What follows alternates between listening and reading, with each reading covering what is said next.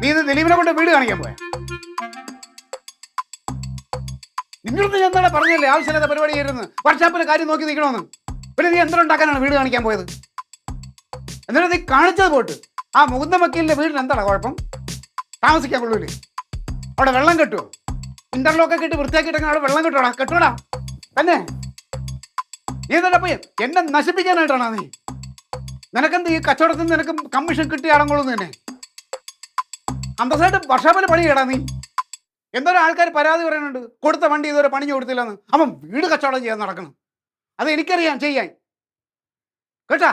അതിൽ നിന്ന് നീ കമ്മീഷൻ വാങ്ങാന്നും വിചാരിക്കണ്ട.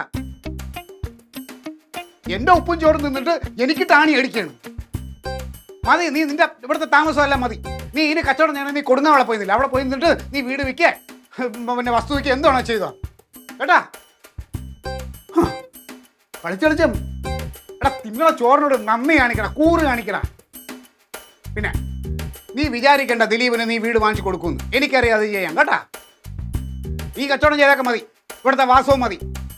നേരം വെളുക്കണതിന് മുമ്പ് ഇവിടുന്ന് വിട്ടോളണം, മതി. അനിയനാണെന്ന് ഒരുപാട് നിന്നെ ഞാൻ തലയെ വെച്ച്. ഇനി വേണ്ട കേട്ടാ, എനിക്ക് ടാണി അടിക്കുന്നവൻ.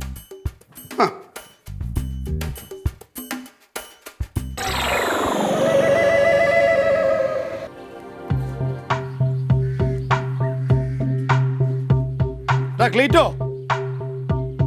ക്ലീറ്റോ, എന്തോ? ക്ലീറ്റോ അവിടെ. ആ ദിലീപേട്ടാ, ക്ലീറ്റോ, ക്ലീറ്റോ വിളി. ദേ ദിലീപേട്ടൻ. എന്താ പിന്നെ? ക്ലീറ്റോ കൊണ്ട് ഞാൻ പറയാം. അയ്യാ നല്ല പുള്ളിയാണ്. നീ പെണ്ണുമ്പിള്ളെ കൊണ്ട് വീട് കാണാൻ വരാന്ന് പറഞ്ഞിട്ട് എന്തായി? എടാ അതൊക്കെ അവിടെ നിൽക്കട്ടെ. നീ എന്റെ കൂട്ടുകാരനാണ്, നമ്മൾ ഒരുമിച്ച് പഠിച്ചവരാണടാ. നിനക്ക് അല്പമെങ്കിലും സ്നേഹം എന്റെ അടുത്ത് എന്റെ കുടുംബത്തിരുന്നുണ്ടെങ്കിൽ നീ ചതി കാണിക്കോ? എന്താ എന്താ നീ ആ മുകുന്ദ വക്കീലിന്റെ വീട് എത്താറോ എന്ന് പറഞ്ഞ? സത്യമായിട്ട് ചതിച്ചിരിക്കുകയാണ്, അറിയാമോ? എന്താ എങ്ങനെ ചതിച്ചെന്ന്? മുകുന്ദ വക്കീലിന്റെ വീട് എത്താറോ നീ പറഞ്ഞത്? ഞാനല്ലല്ലോ, മുകുന്ദ വക്കീൽ 45 രൂപ വേണമെന്ന് പറഞ്ഞു. നമ്മൾ 45 രൂപയ്ക്ക് 45 രൂപ അല്ലേ? 45. നിനക്ക് പൈസ വേണം, ഞാൻ തരും, മനസ്സിലല്ലേ? നീ കമ്മീഷൻ അടിക്കാൻ എന്റെ അടുത്ത് നോക്കരുത്. നമ്മളൊരു കുടുംബക്കാരെ പോലെ കഴിച്ചിട്ട് കമ്മീഷൻ അടിക്കാൻ എന്റെ അടുത്ത് നോക്കരുത്. കമ്മീഷൻ വേണ്ടെന്നാ ക്ലീറ്റോ പറഞ്ഞത്. കമ്മീഷനല്ലേ ഇവനെ പറ്റിക്കരുതെന്ന്.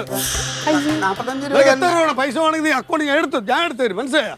45 രൂപയാളിയാ മുകുന്ദ വക്കീൽ പറഞ്ഞത്. എന്റെ ഒരു സഹോദരനെ പോലെയാണ് നിന്നെയും കനകനെയും ഞാൻ കരുതിയത്. പക്ഷെ അതല്ല, കനകൻ പോട്ടെ, പക്ഷെ നീ ചെയ്തത് എനിക്ക് ഒരിക്കലും എനിക്ക് സഹിക്കാൻ പറ്റില്ല. എന്താ ഉണ്ടായെന്ന് പറ. മുകുന്ദ വക്കീലിന്റെ വീട് 45 ലക്ഷം രൂപ ഇവൻ പറഞ്ഞു. ഇന്ന് രാവിലെ നിങ്ങൾ അനിയ റൊണാൾഡ് വിളിച്ചിരുന്നു. ഈ വീടിന്റെ വില 45 ലക്ഷം രൂപയല്ല, 42 ലക്ഷം രൂപയാണെന്ന്. ഞാനിത് കേട്ട് മുകുന്ദ വക്കീൽ വിളിച്ച മുകുന്ദ വക്കീൽ പറയാണ് ക്ലീറ്റോ ഈ പൈസ കയറ്റി വെച്ചു, 3 ലക്ഷം രൂപ ക്ലീറ്റോ കയറ്റി വെച്ചു. ഇത് എന്നോട് ചെറിയ ചെയ്യാൻ പാടില്ല. ഞാൻ വിചാരിച്ചു എന്റെ കൂട്ടുകാരന്മാരൊക്കെ അല്ലേ തിരുവനന്തപുരത്ത് നിന്ന് താമസിക്കാന്ന് വിചാരിച്ചു വന്നപ്പോ ഇനി നിങ്ങളുടെ ഇടയിലുള്ള ഒരു ബന്ധം വേണ്ട. ഇനി ക്ലീറ്റോ നീ ആയിട്ട് യാതൊരു ബന്ധവും ഇല്ല. ഇത് ഇവിടെ തീരണം. നോക്കിക്കോ, നാണം ഇല്ലല്ല. ഇത്ര നാളും പല വൃത്തികേടുകളും കാണിച്ചിട്ടുണ്ട്. അതൊന്നും ഞാൻ പപ്പനെ വിളിച്ച് പറഞ്ഞിട്ടില്ല. പക്ഷെ സത്യമായിട്ട് എന്റെ കർത്താവിനാണ് ഇത് ഞാൻ പപ്പനെ വിളിച്ച് പറയും.